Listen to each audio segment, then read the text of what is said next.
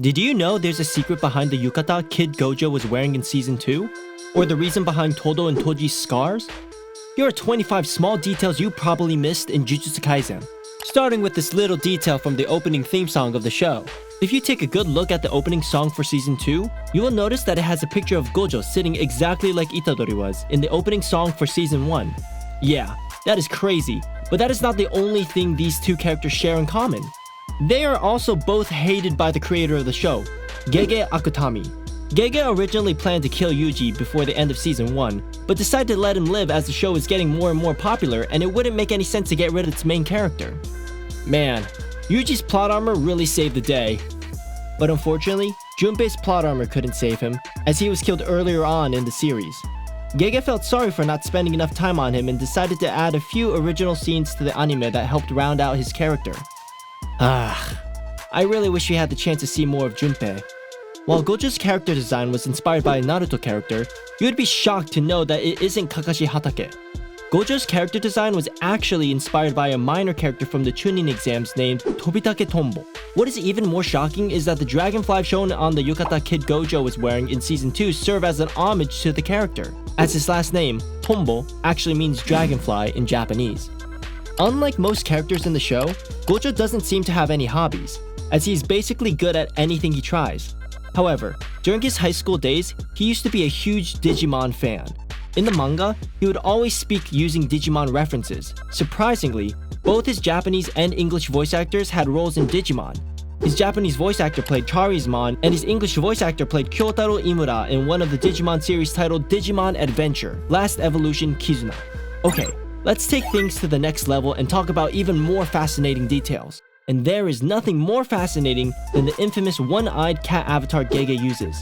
There's actually a reason why this cat has one eye instead of two, and this is shown in the Jujutsu Kaisen fanbook. Turns out the cat is a direct reference to the fact that it is easier for Gege to draw with one eye closed.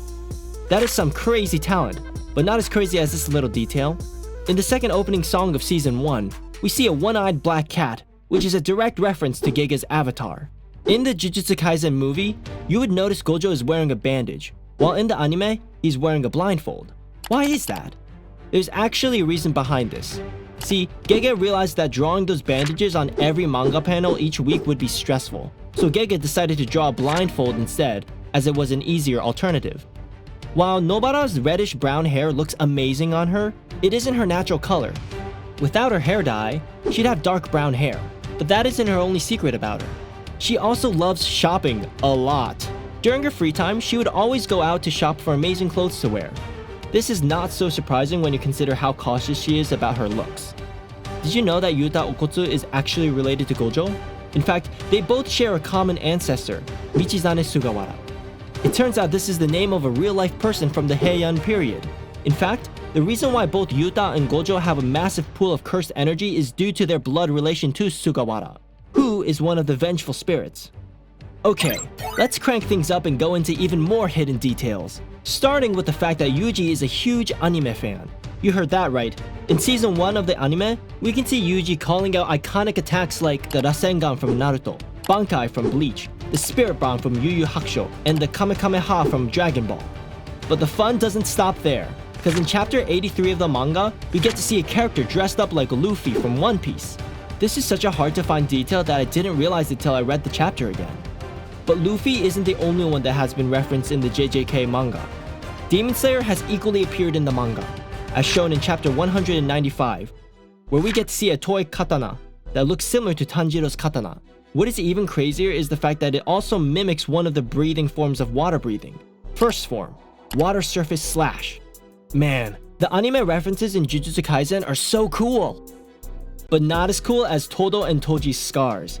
While these scars make them look so manly, there's actually an interesting reason behind them. See, Todo's scar is from his harsh training with Yuki, while Toji got his from the physical abuse he received as a child from the Zenin clan, as they once threw him in a pit filled with cursed spirits. Speaking of Todo, do you know that he's actually inspired by the infamous Zarakai Kenpachi from the Bleach universe? If you compare them side by side, you can see a little resemblance between both characters, with both having scars on their left eye. If we take a good look at the pose Mahito is making in the opening theme song for Season 1, He appears to mirror the 18th century plasterwork death-blowing bubbles at a former chapel in Germany. Mappa sure loves putting a lot of hidden details in their opening theme songs. The Zenin family home is actually real and is derived from an architectural museum in Tokyo called Kodakara-yu. Okay, now things are about to get even more insane because we're moving into way more crazy details. Toge Inumaki, the last surviving member of the Inumaki clan, possesses a powerful cursed speech technique that allows him to give the commands that must be obeyed. To avoid harming himself or others, Toge speaks in rice toppings. But how did the Inumaki clan communicate with each other? In an interview, Gege revealed that the Inumaki clan communicated using their hearts. This means that they were able to understand each other's thoughts and feelings without having to speak. Yup, that is quite intriguing, but not as intriguing as the history behind the naming of the series. See, originally, Gege named the show Juttai Taiten, but because Jujutsu, which means sorcery in Japanese, had to be included in the name, he then changed it to Jujutsu Sosen, eventually changing it to Jujutsu Kaisen. Both Yuji and Nobara's full names come from very interesting sources. Yuji is the name of Gege's former classmate, while Itadori is the name of a medicinal plant that heals people. As for Nobara Kugisaki, the kugi in her name is a Japanese word for nail, referencing the hammer and nail she uses. The no in her name means wild, and the bara in her name means roses, which is a pure reference to the tattoos that we see on her arms whenever she uses her curse technique. Did you know there's a reason why Jogo has black teeth? No, it isn't because he doesn't brush his teeth.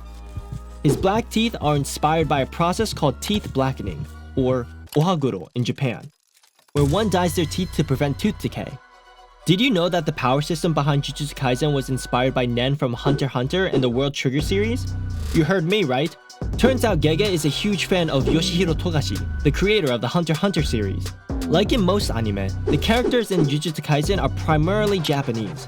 However, there are a few characters who are both Japanese and something completely different, like Kento Nanami, whose maternal grandfather is Danish, making him 1/4 Danish and 3/4 Japanese. Momo Nishimiya's mother is Japanese, while her father is American, making her half Japanese and half American. Speaking of Nanami, did you know that he was originally meant to be a villain?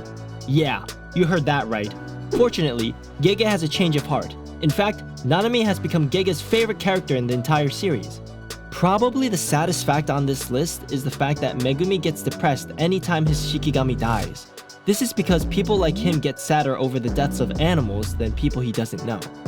Despite Gojo's limitless riz, he's still no match for Geto when it comes to women.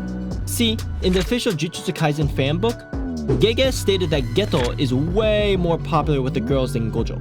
Well, that sure is crazy. Want something even crazier? Then click on this video! What are you waiting for? Click it!